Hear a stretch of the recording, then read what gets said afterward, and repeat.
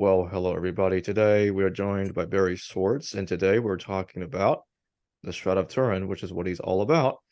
And James Valliant is also joining us today, and we're going to be talking about how likely versus how unlikely it might be that the Shroud of Turin depicts Jesus is a shroud of Jesus himself. So welcome back to the show, Barrie. Yeah, it's good to be back again, and it's good to have James with us this time. Last time we had some technical issues. Glad those have been resolved. Yes, I am as well. It really is fascinating work.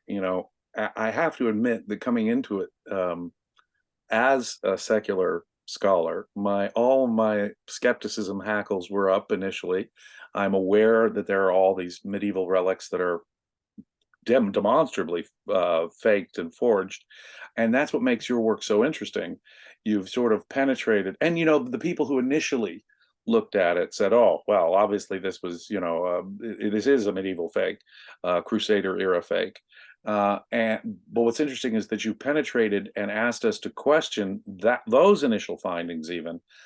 Those weren't scientific findings. And see, that's the thing. How good was the science that has been done on the Shroud? You've actually had a chance to look at the Shroud and to closely examine parts, very closely examine parts of the Shroud. For 5 days and nights, nonstop. Exactly. Could you tell us about that and, again, recapitulate that and what you yourself found with your own observations of the Shroud? Well, I think the first thing I need to do is qualify why I think that the science done by our team is far above and beyond anything else that was done before or since. You start by looking at who were these guys, and they were scientists from Los Alamos National Laboratory and Sandia Laboratory and the Air Force Weapons Laboratory and Lockheed and the Jet Propulsion Lab. So when people tell me, oh, they were just a bunch of fake scientists, I go, thank God they weren't, or this whole planet might be gone by now. These are all qualified in the world, scientists. Yes. Yeah. They could have brought us to a quick conclusion. And so starting with, just as an example for our imaging team, we had Ernie Brooks of Brooks Institute of Photography, Vern Miller, myself, and from Jet Propulsion Lab, Don Lynn and John Lohr. Don Lynn was head of imaging on the Voyager, Viking, Mariner, and Galileo projects. One of the primary people responsible for our images of Mars and so forth. Absolutely. So when people say, oh, well, they're just a bunch of mid-level scientists, or what did somebody say? A bunch of pseudo-scientific nutters. Well, I'm offended by that because I knew these guys. I learned empiricism from these guys. These were not people who, I'd like to have $1 for every time Ray Rogers, the lead chemist from Los Alamos, or Alan Adler, the blood chemist, one of the other Jewish team members, I would like to have $1 every time they told me, follow the data. And if the data doesn't support it, then you can't conclude that. And they just, and the other thing Adler used to do an experiment. So he would yell at me, do an experiment. And so these guys were hardcore scientists, and these were old timers. These were not the modern generation of scientists. These were very conservative guys. They did not jump to conclusions. I would say that 99% of that team was totally skeptical when we left. Not everybody. There were a few guys on the team who had been aware of the Shroud since they were kids. John Jackson's mother gave him a photograph of the Shroud of the 1931 photographs when he was 12 years old. So sure, there were a couple of people on our team who knew about it and maybe even had an emotional attachment to it in a sense. But I would expect any Christian in the room with that piece of cloth, no matter what your core beliefs are and how orthodox you might be, would certainly have some feeling and some emotion and some respect for what you were standing in the room with. But as you indicate, some of these people were secular and Jewish, and not all of them were Orthodox Catholics, let's put it that way. Maybe 3. Okay. When you said Orthodox Catholic, that describes a certain person, and there were a couple that probably fell in that category, but there were also probably some atheists and some agnostics, and people have criticized me for not publishing the religious affiliations on Shroud.com of all our team members. Well, I'd have to know what they were. That was never a criteria. No one cared. Wasn't a criteria for membership, so nobody carried a badge that said, I'm a Jew, I'm a Christian. Okay, exactly. You didn't do that. Let's get to the observations. What were the observations that you found most compelling that suggest to you the authenticity? Our primary purpose was to answer a single question. That was it. One question: how is the image formed? Is it a painting? Is it a scorch? Is it a rubbing? Is it a photographically made image? These were all theories proposed by skeptics at the day in that era. And so the scientific tests that we brought with us were tests to look for pigments, paints. We had the spectral characteristics of every paint and pigment known to man from medieval to modern times for a comparison to what we measured off the shroud. So we weren't going in there blind, although nobody had ever done what we had to do before. So there was no guideline. There wasn't any previous papers published that we could use as a reference. There was nothing. So we went in there cold, but we did things like ultraviolet fluorescence photography and infrared imaging and X-ray fluorescence and reflectance and chemical and spectral analysis. So did you do microscopy on the actual the material to determine? Did you do microscopy on the actual chemicals to determine its composition? You haven't spent any time on Shroud.com, have you? Well, yes. I sort of tee that up on purpose for you. I'm sorry, I'm going to hit it every time you throw one. Okay. Bottom line is this. I mean, we did photomicroscopy. Mark Evans, who was a master at the microscope, has had a long career in medical imaging, particularly through a microscope and particularly for vision. But he was selected by Vern Miller of Brooks Institute. Mark was a graduate student at the Institute getting his master's degree. And he was so good with a microscope that Vern said, we got to bring this guy with us. Yeah. And so we brought him with us. So all of our tests were to answer those questions. And ironically, we brought back this wealth of data and probably 1,000 new questions to boot. But we brought back all that data. And in the end, we can tell you what it's not. We've eliminated painting, pigments, binders. There's no silver anywhere on that cloth that would have indicated a photographically made image. There's no rubbing of red iron oxide, which would have permeated the cloth based on one of the other theories. And we proved it wasn't an image caused by heating a metal statue, as one skeptic proposed, because there are documented scorches on the Shroud of Turin from the 1532 fire. I'm sorry? There was a fire in the 16th century that damaged the church in which this was 1532, yes, 1532. Yeah.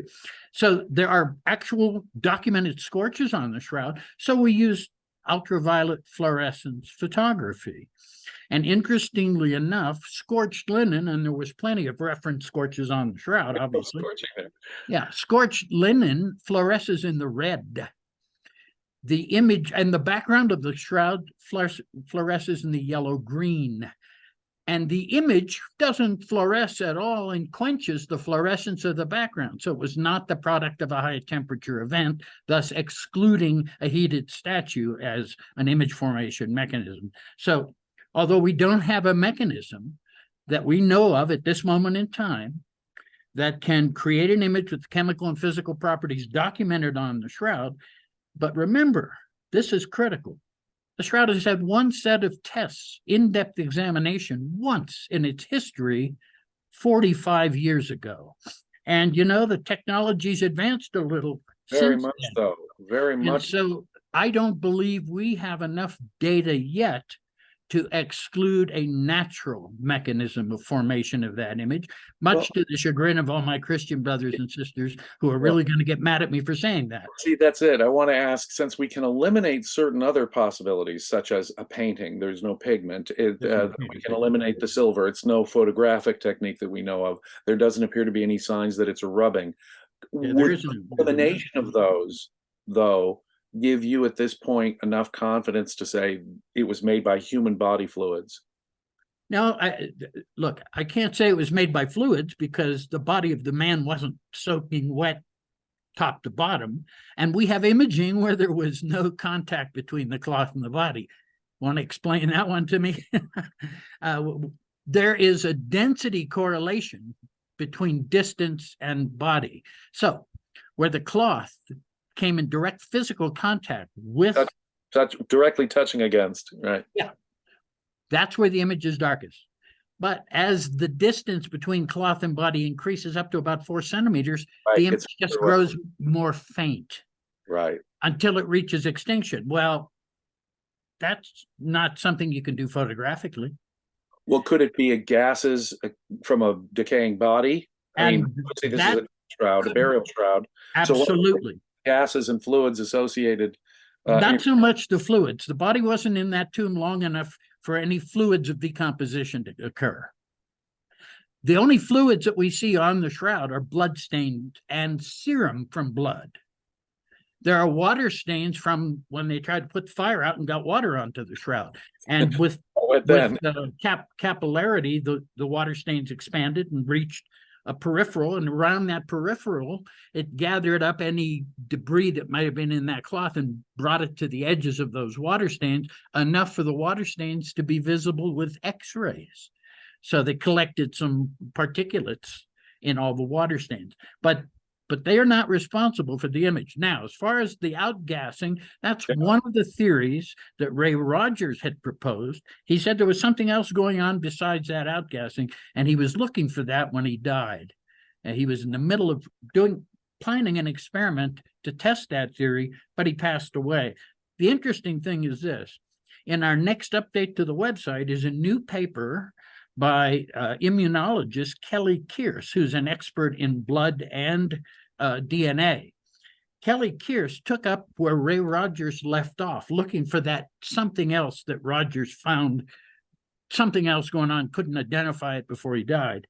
Yeah. And Kelly Kearse discovered that where there was contact, there's something called a skin effect. And that paper it's published now, and it'll be available on our website in our next update at the end of November. But that took Ray Rogers' work to the next level because Rogers died before he could complete it. And work like that would demonstrate that this was the product of a human body that had recently died. I think so, yes. And I think that the forensic pathologists who have studied it, Bob Buckland, he was the guy they based the TV show Quincy on, and he was a consultant to the producers. And Fred Zugaby, who was the medical examiner of Rockland County, New York for 35 years, and who devoted over 50 years of his life to studying crucifixion and the shroud. They said that the blood stains are natural blood flows from direct physical contact with a body, and that the image shows a man who's been scourged, crucified, speared in the side, crowned with a cap of thorns, and has scourge wounds. And the scourge wounds, to me, are a great clue. We've all seen Christian art depicting the scourging of Jesus. And what do the artists all do? They show his back being scourged. Right. But if you're standing behind somebody with a whip, you get a baby step closer, those whip thongs are going to come around, they're going to hit the front of the body too. And at the sides and the front, right. And if you look at the shroud, you'll see there's scourge wounds on the back and on the front of the body, all the way down to his ankles. So he was scourged from behind by at least 2 different people, one right-handed, one left-handed, according to some scholars who have done that homework on that. So are you confident to say that even if this is a fraud, the only way to make this a fraud is for someone to have reproduced the exact injuries described, delivered to Jesus at the time of his execution? Nah, I'm not buying that at all. Why? How can we exclude the possibility that someone duplicated the crucifixion? Show me a mechanism then. Especially a medieval mechanism. Show me a mechanism that a medieval guy could create an image with these chemical and physical properties. And nobody can do it today. Well, then how did it happen in the first century in a non-supernatural way? Well, we haven't done enough science to be able to answer that question. And that's the point, that Stirp went there with one set of tests. We came back with a massive amount of data and 1,000 new questions. Stirp 2 was planned in 1983 and 84. We did another test plan, just like we did in 1978. It was submitted to then Cardinal Ratzinger. You might have heard of him. He became Pope Benedict. Yeah. And Cardinal Ratzinger reviewed the test plan for Stirp 2, and he forwarded it on to Pope John Paul II, who was the Pope at the time. That's when politics came into play, and a couple of guys from the Pontifical Scientific Academy convinced the Pope not to let the Americans touch the shroud again because we might damage it. Never mind the fact that in 1978, when we arrived and it was on public display, they had thumbtacked it to a piece of wood. So, and we had a steel table. And one can understand that whether it's genuine or not, why the Catholic Church might have a motive against demystifying an important relic for them. I totally agree with that. I've said this publicly, that I think it serves the church's purpose best to remain a mystery. Remain a mystery. That may be the best option for them. Absolutely. That's why they haven't allowed any more science in the last 45 years. But if presumably we have a natural process that created it, if it were genuine and created by the execution of Jesus, that same natural process would be responsible, presumably, for leaving similar marks if an identical execution occurred. Hey, here's a problem with that theory. What happens to a burial shroud that wraps a body and gets placed in a tomb? It decays right along with the body. They're both organic. We don't have any intact burial shroud that bear images. This one got separated from the body before there was any liquefaction of the body, so 36 hours maybe. And so that body was separated from that cloth. As most artists know, I have a sculptor friend, for example, and he says if you wrap, and most burial shrouds are not just lightly placed on top, are they? They're used to wrap the body, right? Not like a mummy. Not like a mummy, because if you at all wrap something about the head and you spread it out, it'll have it's called wraparound distortion. Wraparound distortion. See, now here's the assumption you're making where you're flawed. You're assuming this is a direct contact image, and it's not. I've already told you that there's a distance, a correlation of distance, so that there is no. It acted in a collimated manner, in a vertical manner. And that's why the gas theory is still a viable theory. Viable theory. So some of it was touching the body and some of it wasn't. But then what we're saying is that it was just simply lightly put on top of the body and only temporarily. Yeah, read the Gospels. They hadn't finished the burial preparations, and the approaching Sabbath was coming at sundown. The women were coming back Sunday morning to finish. And so in your view, there wasn't wrapped at all. It was just very lightly placed on top. There's a famous Della Rivera painting that shows how the cloth would have wrapped the body to create a head-to-head image like we have on the shroud. You see, and that you'd have to have a sort of just a light, almost, as you say, above the face image, as opposed to wrapped around the head. It wasn't wrapped around the head. Right, right. It wasn't wrapped around the body. We don't have side images of the man of the shroud either. Would that be for one other point? Shrouds? I mean, are people wrapped in burial shrouds? One other point. Spices. Everybody says, well, they brought 100 pounds of spices. So did they just dump them on the body? Of course not. No. They would have brought the spices in jars or sacks, probably clay jars and sacks. The spices were kind of expensive. Yes. And so why don't we have side images on the shroud? Well, the cloth was outside the imaging distance of 3 to 4 centimeters. What might have kept the cloth away from the sides of the body? How about they just stack those jars and sacks around the body, so Sunday morning when the women came back to finish, they would be right there where they're handy. And what is the purpose of those spices? How about the fact that they're to minimize the odors of decomposition? That's their purpose. So forth, yeah. Anyway, so you're asking me something, but well, I see, but I see what your point is. If the body only temporarily had it and only had it above or lightly on it, that would have to be the explanation. That is the explanation. That if it, no matter how it was created, even if it was a fraud it would be created in that way by a human body, right? Yeah. Well, But presumably, do you believe the shroud's a fraud? I am trying to figure that out. And so what to figure that out, I have to be able to, since I know that there were intentional fraud relics, I have to be able to actively exclude the possibility of an intentional fraud. So here, let me make a point. But presumably, if a natural process had caused it in the 1st century, that same natural process could have been duplicated 1,000 years later. Sure, it could have, if somebody knew about it. So, if you think it's a fraud, I'm curious. Have we done, for example, enough testing on the cloth itself to know the age of the shroud itself? Oh, you want to talk about carbon dating, huh? Well, I'm going to need some help here on dating the actual shroud itself as opposed to the image. So, okay, then let me answer that question. Let's talk about the radiocarbon dating that was done in 1988.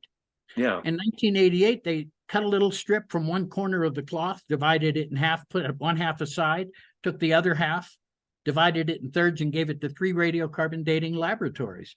And they came up with a medieval date for the shroud, but they only came up with a range of dates because each lab came up with a bunch of different dates. And so they averaged them together, which is not how you do radiocarbon dating. Yeah. It could be the different parts of the shroud have different, it could be significant that different parts have different findings. Let me finish talking about that strip that they cut. Yeah. When they dated that strip, there was a range of dates from one end of the strip to the other of hundreds of years. So where on that strip are you telling me that we should take a reading and tell us that that's what the rest of the cloth is dated? No, they only took one sample. They didn't take a reference sample, which every scientist I've ever spoken with said, why didn't they take a reference sample? That's right. Why? They didn't. I can't explain why I wasn't there. So but the radiocarbon dating, let's talk about that. Yeah. Let's talk about the fact that the 3 laboratories weren't supposed to talk to each other. That was their own protocol. They were supposed to do chemical analysis of the samples before destroying it during the radiocarbon dating process. They didn't do that. They didn't do the chemical analysis. They were supposed to be a blind study, but as soon as they opened up the containers, there was only one herringbone woven piece of sample, so they knew immediately that one was from the shroud. So much for a blind study. Then, how about this? As soon as their results were leaked, before they were actually published, they were leaked. And the Oxford laboratory received £1 million sterling, about $2.5 million in 88 money. They received £1 million sterling for debunking the shroud. And then, to make it even more interesting, Dr. Michael Tide of the British Museum, the man assigned to oversee the 3 laboratories doing the testing, left the British Museum and took a permanent chair at Oxford with some of that money. How does that smell? And we found out 30 years later that he was in negotiations with Oxford before he took the job of supervising the 3 labs. Little conflict of interest, perhaps. Perhaps. Can we, from any of this testing at all, in your mind, determine the age of any portions of the shroud itself? Sure, properly done. It could be done, but do we, with our current state of knowledge, have any clear indication of how old the shroud probably is? Yeah, because there's plenty of historical evidence that it goes way earlier than the earliest possible date given by the carbon dating guys. So you dismiss the carbon dating as not... I'm not the only one. There are 5 peer-reviewed scientific journal articles that dispute the radiocarbon. Think about this. It took 27 years and the Freedom of Information Act to get the British Museum to release the raw data of the 3 laboratories. Why did it take 27 years? So none of the dating, none of the carbon dating gives us a valid idea of the shroud's That's age. Correct. So far. The best evidence we have then is the circumstantial evidence for when they tell us the shroud is first observed and so forth. don't knock circumstantial evidence. There are people on death row because of it. Oh, so- well, as a former prosecutor, I know that the Oh, well, by all means, you would have a better kind of evidence. sense of that Give me than me. circumstantial evidence over eyewitness testimony any day. An eyewitness can be drunk, mistaken, not wearing their glasses, biased. Bad memory. Whereas Absolutely. fingerprints or DNA or footprints in the snow, that's objective stuff. I agree. I Yeah. agree. So give me circumstantial evidence any day. I'm right there with you on that one. On the other hand, this circumstantial evidence is comprised of texts in which we have witness accounts of where this was, when it was, and seeing it in certain places. Sure. So to some extent, these are eyewitness accounts of something they saw as a shroud. How can we know with clarity the oldest text reference historically to our Shroud of Turin? Well, I'm not a biblical scholar, but there's a paper on our website written by Joe Marino and another paper by Russell Brial. Both of them went back through history, through the Gospels and other historical accounts, and kind of indicated century by century references to something that we could easily accept being what we call the Shroud of Turin. I think a more valid, rather than tracing whether an image or a shroud was mentioned from day one forward, I'd be the skeptic, I think, in me wants to have it traced backwards to say, we have this physical thing. How can we verify Let me give you the age of this physical thing? Okay, so just as a beginning, because this one is easy for me to remember. So there's an illuminated manuscript in Budapest in Hungary in the museum. It's called the Prey Codex, or the Prey manuscript. It has an illustration of Jesus being wrapped in a herringbone woven cloth. It shows blood stains and spear wounds, and there are four sets of L-shaped burn holes that predate the big fire that caused all the big damage on the shroud. We know because we have a copy made of the shroud prior to that fire, and those L-shaped burn holes were included by the artist. And if you look at the Prey manuscript, which is, by the way, dated 1190, well before the earliest radiocarbon date, if you look at the Prey Codex, you'll see the artist illustrated the L-shaped burn holes. Why would he put them there? They have no So we have a reason to be there. So we unless he saw the shroud itself. And this shroud. So we have distinct imagery from this shroud being described in the late 12th century, which is older than the carbon dating they've given so far. So we have good reason to believe that the thing we have now is older than any of the carbon dating that they have provided. James, I'll bet you that if I could hand you all the evidence, you could go into a courtroom and prove beyond a reasonable doubt that the shroud's authentic, because you must be a good prosecutor. I like to think that I was a good prosecutor, but being a good prosecutor, I learned, was keeping a skeptical mind where there's even a chance for a reasonable doubt. How do you think that I felt being one of the few Jewish guys on this? Well, let me. That's interesting that you bring that up now. Do you think that there are any signs of a physical resurrection, any signs of a miracle that this shroud depicts? That is to say, is there anything miraculous or supernatural about the shroud? Or could it be simply the product of natural death processes of a guy named Jesus who was crucified by the Romans in the 1st century? I'd say your second description is more plausible. That science cannot test for resurrection. As Alan Adler, one of the other Jewish guys on our team, once said, there's no scientific test for Christness. No. That's a quote of Al Adler's. And so basically, look, resurrection's a test of faith. There's no scientific test that we can perform that would confirm that or not.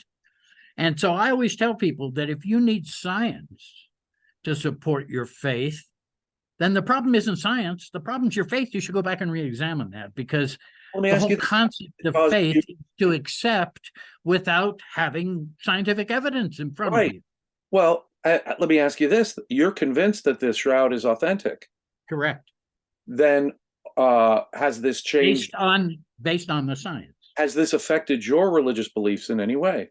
Well, it made me reconsider I was raised in an Orthodox Jewish home. My grandparents lived with us, and my parents were both born in Poland. I'm first generation here.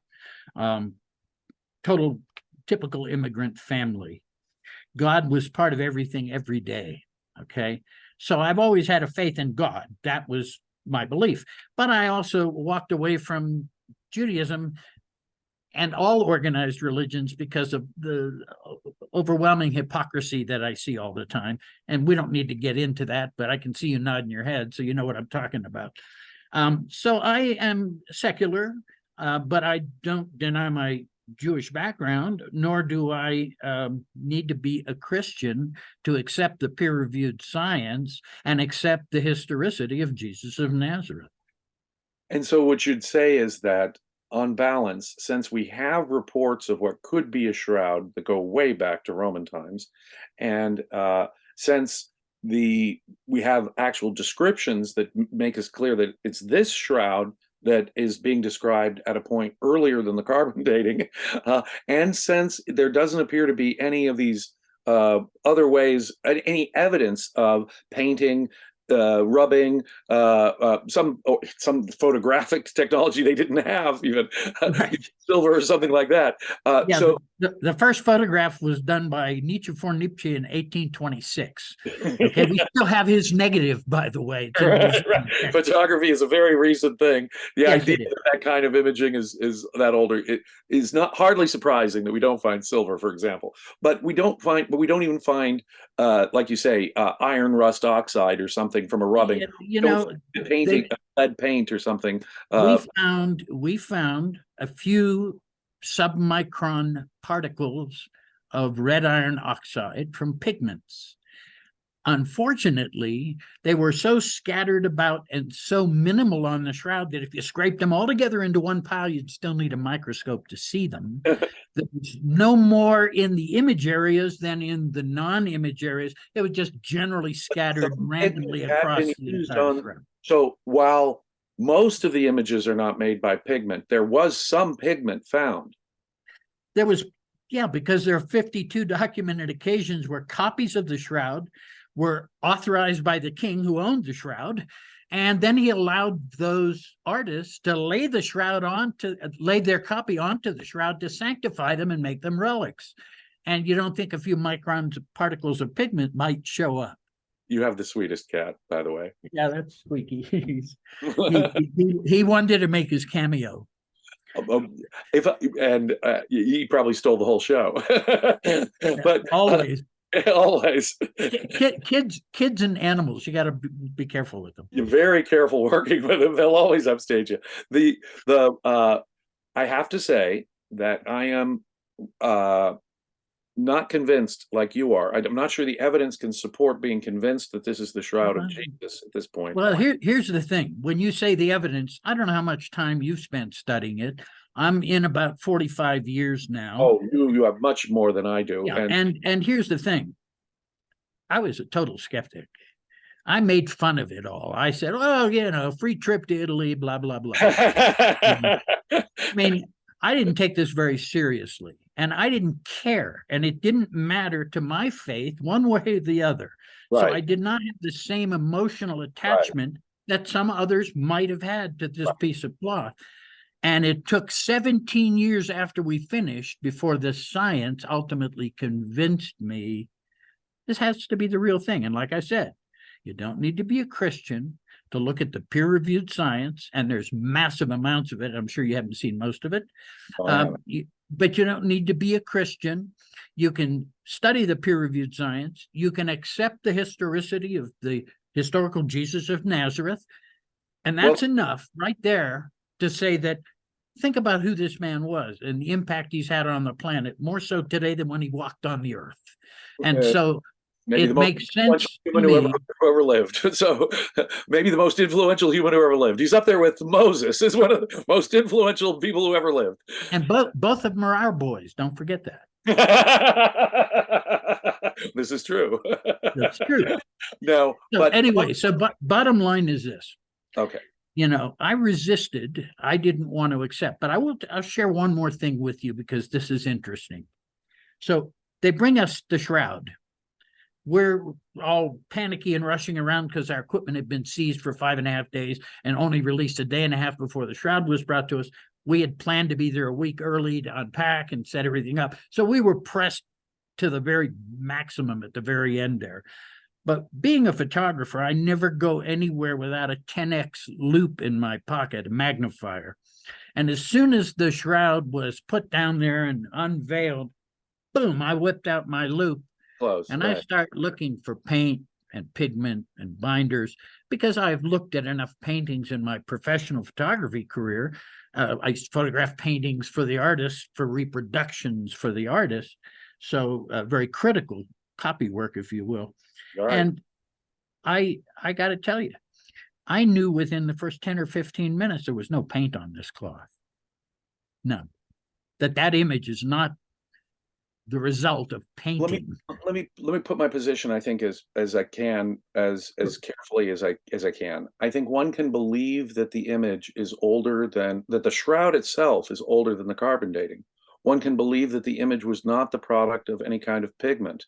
One can believe that it's not the product of any kind of photography, or mainly the result of any kind of pigments or rubbing, at least. So, and one can even believe that it's the natural product of a person being executed and injured in that way, without necessarily believing that it's the actual shroud of Jesus.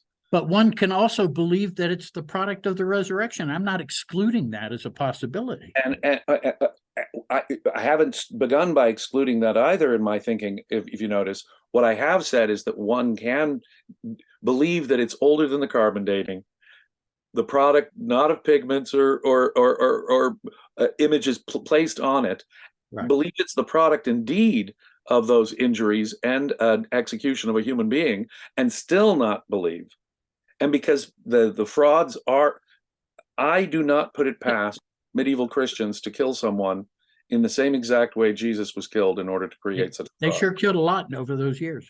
Yeah, they burned those people, crusades, tracked them. They had no problem torturing people and killing people in agonizing ways.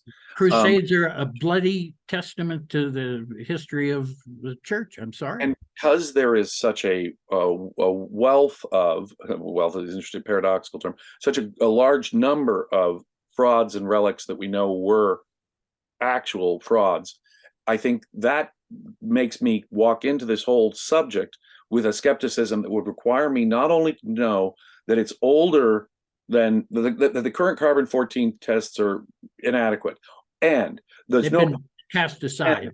See what I'm saying? I have to exclude the idea that a forger would actually have crucified and speared and put a crown of thorns on someone, even scourged him, to reproduce those injuries. Reproducing the injuries, that's fine. Anybody can do that. And I think in the Philippines, there are guys who scourge themselves during Lent and they'll be crucified and get crucified, etc. Yeah, so I mean, that's something absolutely possible. But here's the other thing.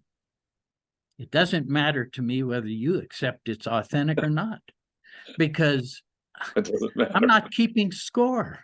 And it doesn't matter to me. I believe it doesn't alter the truth either. You asked me earlier what impact it's had on my faith. And so the answer is simply this. Because I became a public spokesman for the science of the shroud, which is, right, by the way, what brought me here. And I think you do a marvelous job, and I think you're very sincere and a scientific, and that's why I'm having this discussion with you. Sure. And that's why I'm happy to have it with you. Thank you. And I think we all gain from the conversation too. Sure. I think people should look into it themselves. Here's the thing. I always tell people that, look, accepting the shroud as authentic or not shouldn't have any impact on anybody's faith. I mean, it's just a piece of cloth. The answer to faith, I'm going to quote Jesus, or I'm going to paraphrase Jesus. He said the kingdom of God is within us.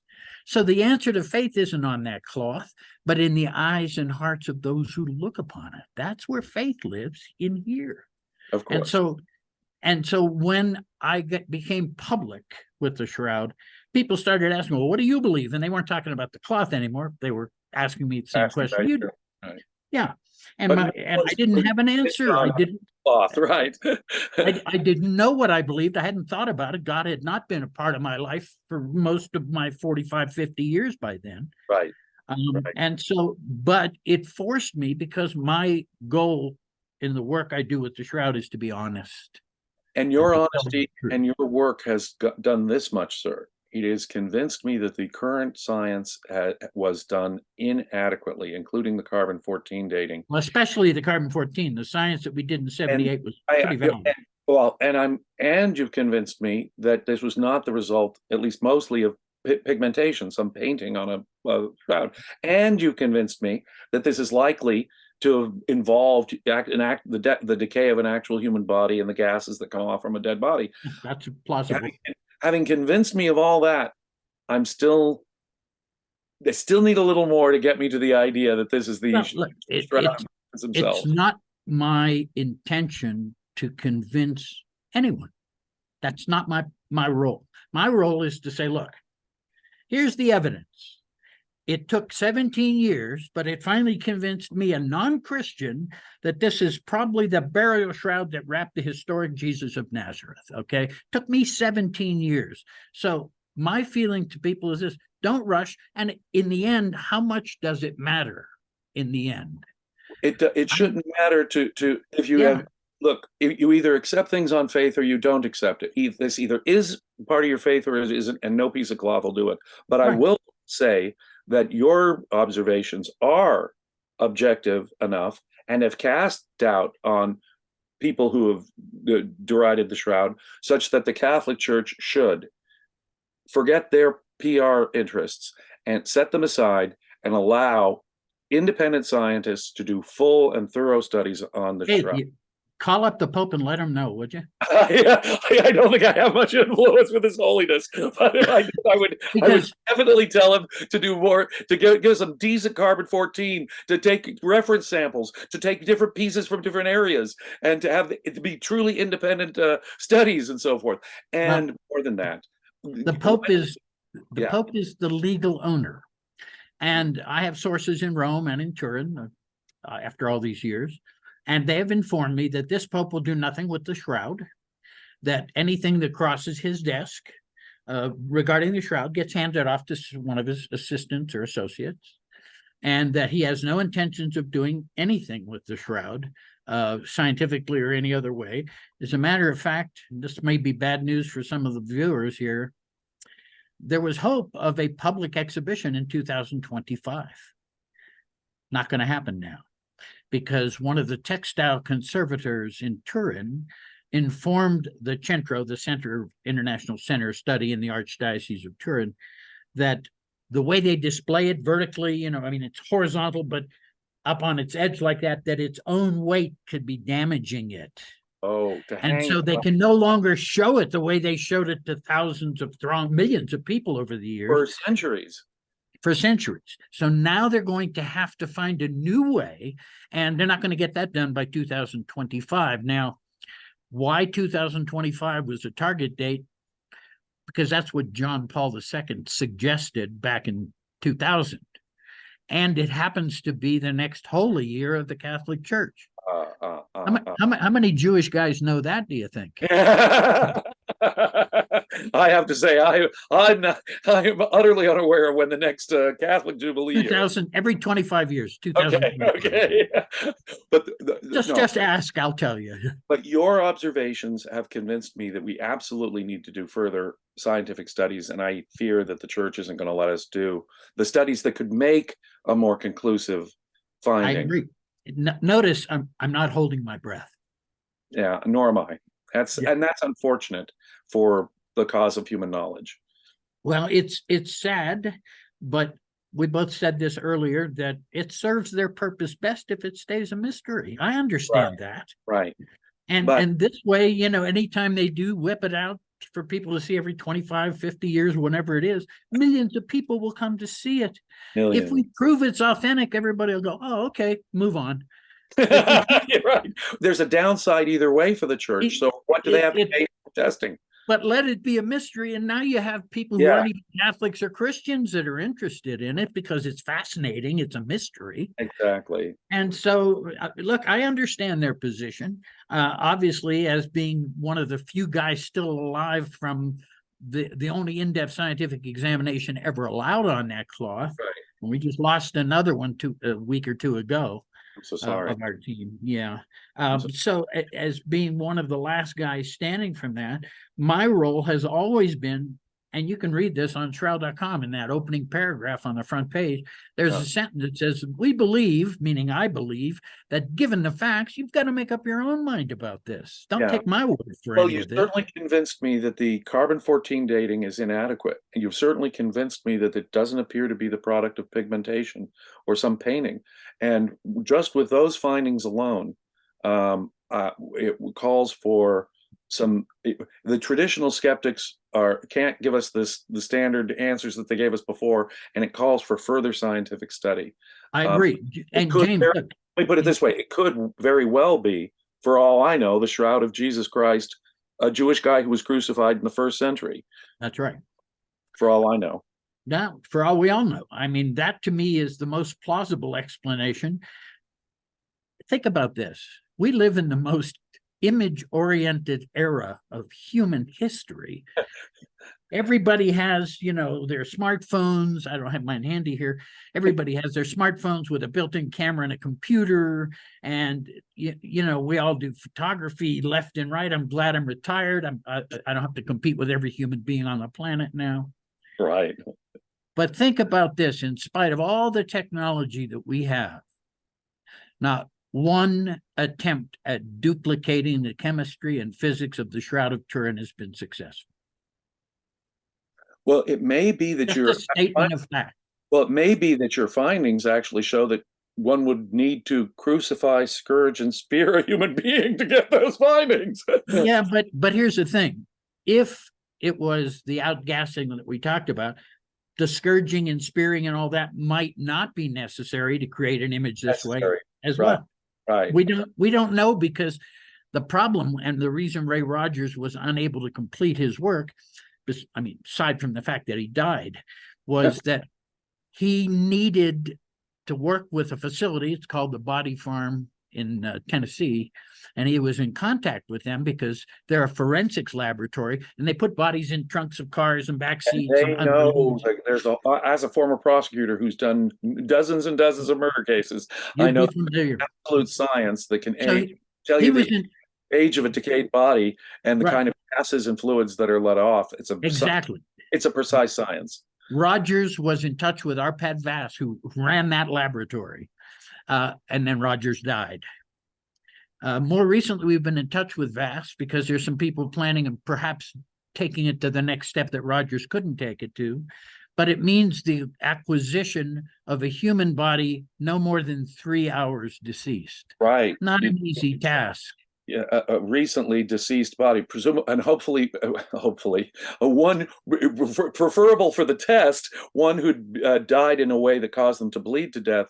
So you have some echo of some bleeding, just for comparison purposes. Exactly. Sure. And so where are you going to put a fresh murdered body, So James, being a prosecutor as you are and a great attorney as you are, if you really want to know about the radiocarbon dating, as far as why we can discount it completely now, you send me an email, and Jacob's got my email address, and you probably have it. Send me an email, and I'll send you links to the papers that challenge the radiocarbon dating in the peer-reviewed science. Right. And if Jacob can even provide those links in the right here on the I'd absolutely be happy to share them. Sure. And the viewers themselves can go see for themselves the radiocarbon dating, because it does seem like it's obviously inadequate. Yeah, look, that £1 million contribution they got, just the tip of the iceberg. Since then, according to something I found, I don't remember if it was in Forbes or someplace, radiocarbon dating has generated $380 million for Oxford over the years. Wow. So I'd say that they used the Shroud as a mechanism to promote radiocarbon dating, and it worked. Well, they have one of the most famous radiocarbon dating laboratories on the planet, and so it must make them money, and that creates a certain interest to find for the way your client who's paying you wants you to find. Yeah. So, if you follow the money, I hate to say it, but their money. That's why we send these things to separate labs independently for independent findings, and preserve your sample. Give us a reference sample, preserve sample so that someone can retest, and send it to different labs. And they didn't do any of that, James. That's it. That was the problem. They didn't. There was a reserve sample that they wouldn't let anybody have access to. Well, that's and bad. they only took one sample from one corner and never a reference sample from anywhere else on that cloth, which might have solved the mystery before it started. Well, obviously, but they didn't. Yeah, they didn't obviously, carbon dating is inadequate, and it's unfortunate. And I agree with you. I think that someone with your eye and the people who are looking at it as you've described, and they say, "No, this ain't pigment, friends." I believe you guys when you say it's not made by paint or pigment. I believe you when you say that the carbon dating is inadequate. You asked me about photomicroscopy earlier. Yes, which I put great stock in as a former prosecutor. I think we can identify the actual. I've done it for years myself professionally, so I'm right there with you. So here's the deal. If you look at some of the photomicrographs that were made by Mark Evans, who was on the photography team of STERP, you will see that tip of the nose, the perfect example. It's among the darkest sections of the image anywhere on the shroud. And the microscopy of the tip of the nose shows fibers that are yellowed, darker than the adjacent fibers, which are not yellowed. And it's the concentration of those fibers in any given area that gives the impression of lights and darks, like a halftone in a magazine made of dots. In a lighter area, the dots are farther apart and fewer, and in the darker areas, the dots are closer together and darker. So the same thing is true on the shroud, where there's a higher quantity of those yellowed image is a darker portion of the shroud image, but there's no difference in color. It's monochromatic. So, so pigments don't do that. Pigments don't do that.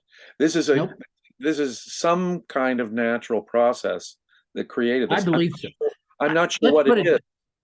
I don't know that we have enough data to exclude the possibility of a natural process, but in deference to my Christian brothers and sisters, if one wants to accept that this is the result of the resurrection, science can't argue with that.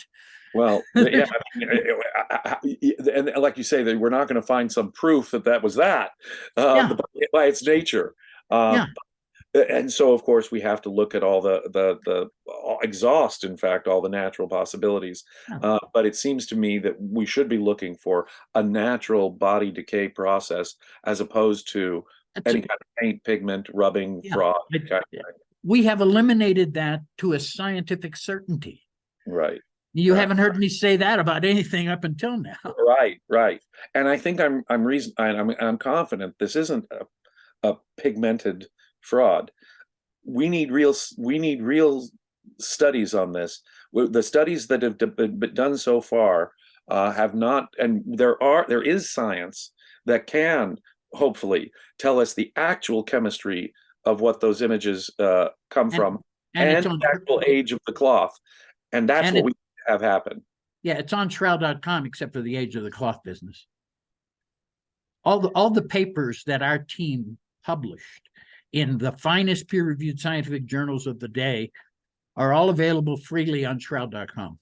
Definitely provide those links if you can, Jacob. Well, there's a whole page of them.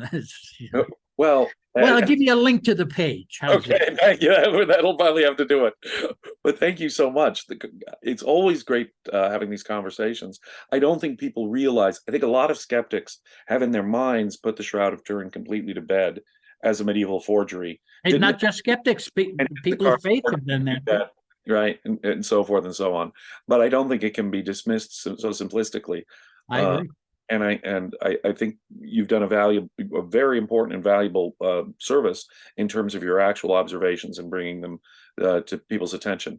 Let me put it this way: this could be the shroud that Jesus was used for Jesus. And if that at all interests the Christian world, you would think they would demand more complete scientific testing on this. Well, unfortunately, if you look into the Catholic Church, you'll see that public appeals to the Pope don't really get much accomplished.